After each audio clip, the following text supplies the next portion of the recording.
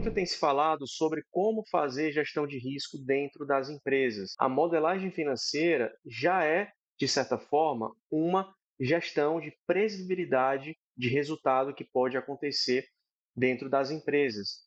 Mas no intuito de fortalecer ainda mais a visão da modelagem financeira e a previsibilidade que ela nos fornece, a gente também faz um outro estudo pela distribuição de probabilidade para encontrar camadas de possíveis riscos dentro de uma empresa. E é sobre isso que a gente vai falar hoje com vocês. Você sabe já, para quem nos conhece, que nosso material tem uma série de KPIs e indicadores que são importantes, que você aprende, né, a não só fazer a montagem, mas analisar todo o plano de ação estratégico da empresa no nosso método FME. E aí, dito isso, a gente agora vai trabalhar com uma outra ferramenta que também é um anexo e deve ser um anexo, pode ser um anexo a essa planilha que a gente utiliza aqui. A modelagem financeira, quando a gente insere as premissas, a gente tem um caráter bem linear, é aquilo que a gente projetou, mas a gente tem que dar um certo efeito para uma sazonalidade a mais, para uma variação maior daquilo que a gente espera. E se não acontecer, como é que eu vou me proteger? Eu posso fazer algumas simulações de cenários dentro da planilha de modelagem embasada nesse anexo que eu agora vou mostrar para vocês. E que ferramenta é essa, pessoal, que faz gestão de risco e você pode utilizar como anexo na modelagem financeira? É a nossa distribuição normal. Distribuição normal, para quem não conhece, é uma distribuição de probabilidade dentro de uma normalidade de eventos. A distribuição normal, ela é uma formatação de uma curva.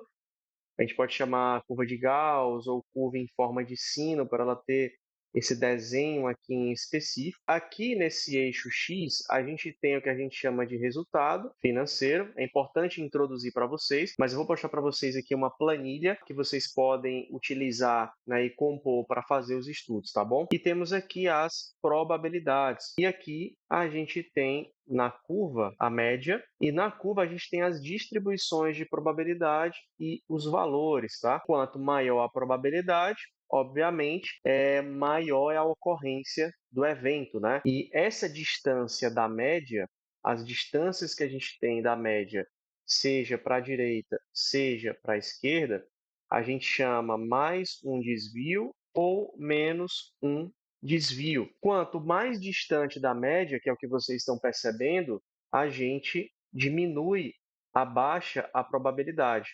E quanto também é mais distante da média para o lado direito, tanto faz, de menor é a probabilidade, porém maior é o resultado financeiro. É aquela velha relação de risco e retorno que o mercado fala tanto. E isso tem uma matemática para acontecer. Aqui vocês estão vendo a planilha que a gente utiliza, tá? E aqui vocês estão vendo duas coisas principais. Vocês estão vendo duas curvas, uma de faturamento, azul e outra laranja, recebimento. E aqui eu coloquei uma amostra modelo, tá, de faturamento e recebimento, ou seja, eu estou comparando DRE e estou comparando aqui DFC. Olha só que interessante o que a gente pode tirar de exemplo, né, de demonstração. Isso aqui, pessoal, é interessante porque quando você faz uma premissa de venda, você coloca lá volume, ticket médio, considera a sazonalidade de mercado, eventos, né, específicos do mercado, datas comemorativas, dentre outras coisas, tá? Vamos supor que a gente esteja comparando aqui os dados de uma empresa X. Então, a gente tem aqui a DRE e tem a DFC. Nessa amostragem de 12 meses, tá? A gente vai ter aqui as modas. Moda nada mais é do que o que se repete, tá? A gente sabe que nenhum número se repete muitas vezes de faturamento. Temos amostras aqui, que inclusive, na verdade, são 12 amostras, tá? Temos aqui o intervalo de mínimo, que as fórmulas já estão corretas, e temos o máximo, ou seja, o mínimo e máximo, que são as duas barreiras, e temos também a média daqui da DRE e DFC. Pegando uma fórmula de desvio padrão sobre os dados, a gente tem aqui uma variação de 94 mil para faturamento e de 175 mil para DFC. Existe uma probabilidade de meu faturamento variar de 94 em 94 mil reais e o recebimento também de 175 em 175 mil reais. Mas variar sobre o quê? De que para onde, né? Essa é a importância aqui dessa pergunta. Se a nossa média aqui, por exemplo, for 460, e o desvio padrão 94, significa dizer o quê? Dentro desse intervalo aqui, que eu vou explicar para vocês, vou até desenhar aqui uma nova para ficar um pouco mais clean, que está dando 460, e tem aqui o nosso desvio padrão, que está dando 94 mil. 460 mais 94, 609. Então, aqui, se você for parar para ver, 609 mil, ou pode ter um faturamento de 200 aqui e 50 aproximadamente. Esse intervalo aqui, pessoal, é o intervalo da média mais um desvio e menos um desvio. Esse intervalo, pessoal, ele representa para a gente um espaço de aproximadamente 70% de ocorrência de acontecer. Você pode utilizar o mecanismo da distribuição normal para confirmar se o seu faturamento estimado ele está dentro da expectativa que foi definido nas premissas da empresa, nas premissas orçamentárias e de planejamento estratégico. Em se aproximadamente 68,30%, eu posso ter de oscilação entre 258 e 609, assim como também oscilação na nossa DFC. Se eu estou falando que 70% pode ter uma oscilação de desvio padrão, eu estou praticamente falando de 70% do tempo. Então, quanto maior a amostragem, maior é o nível de confiança. À medida que eu vou subindo, né, o meu desvio, eu diminuo a probabilidade.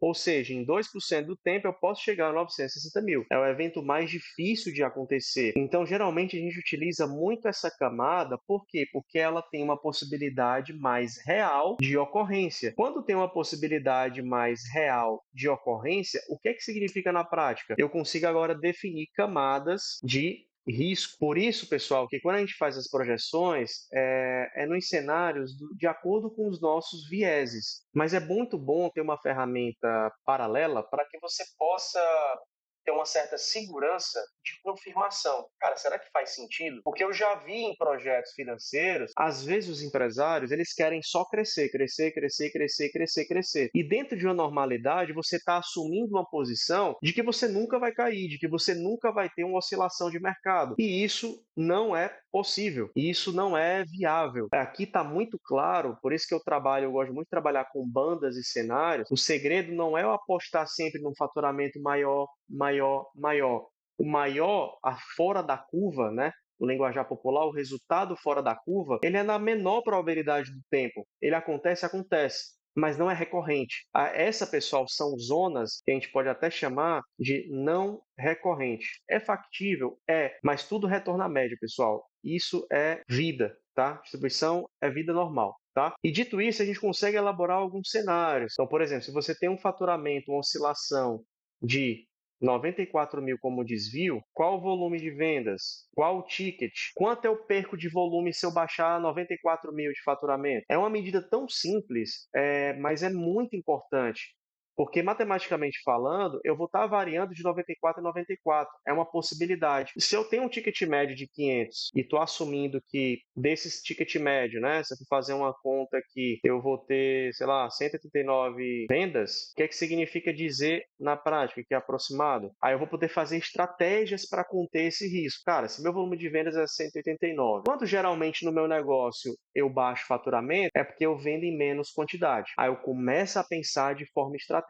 Então, a gente começa a discutir volume, começa a discutir ticket, passagem de cliente, retorno sobre o marketing, que a gente está trazendo venda. Vamos supor que sua venda seja linear, seja média durante todo o mês. Você começa a bolar estratégias para colocar pagamentos para o mês que vem, para fazer reagendamento com o fornecedor, para fazer uma estratégia de caixa, para o que você está comprando hoje, você pagar só no mês que vem, porque você já sabe que o fluxo vai ser mais baixo. Você pode comparar variáveis próximas, né, dentro de uma mesma empresa, faturamento, DRE, você pode comparar vendas com custo, você pode comparar faturamento e lucro. Empresas, por exemplo, se você tem uma franquia, você tem 2 postos de gasolina, 2 lojas, 2 supermercados, etc. Qual é a loja que varia mais? Qual é a loja que eu preciso ter uma maior gerência sobre o capital de giro? Você pode comparar também fator de inadimplência, você pode comparar, por exemplo, contas a receber de uma loja e outra. Você pode comparar, pessoal, várias variáveis, vários indicadores. Carteira de cliente, posição de carteira, venda,